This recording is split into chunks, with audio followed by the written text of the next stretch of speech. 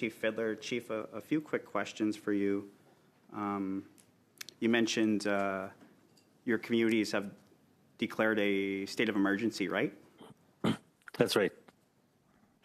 You've also mentioned that funding, much like we've heard the other testimony today, is been woefully inadequate. That's correct? That's correct. Are the nations themselves able to run deficits to make up for the lack of funding, or are they just bogged down in other crises, including management of other social services?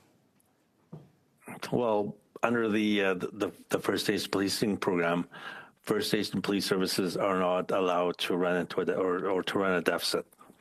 There are very strict rules, and I'm sure Chief Swamp can attest to some of the terms and conditions under that current program.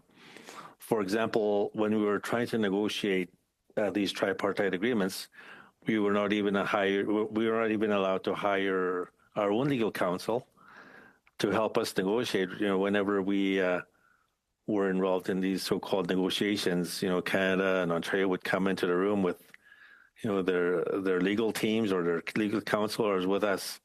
We weren't even allowed that opportunity to have our legal counsel at the table. So there's a lot of things that are just wrong with this program.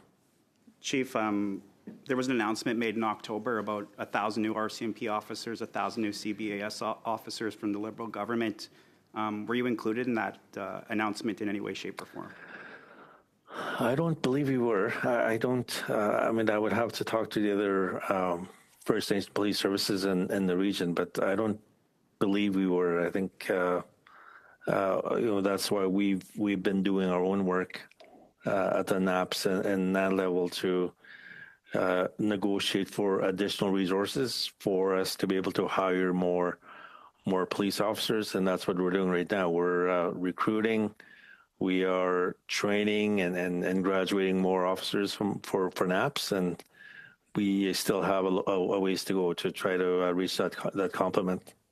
Chief, what message does it send? We're looking at a record deficit from the Liberal government of $60 to $80 billion, or give or take, either way.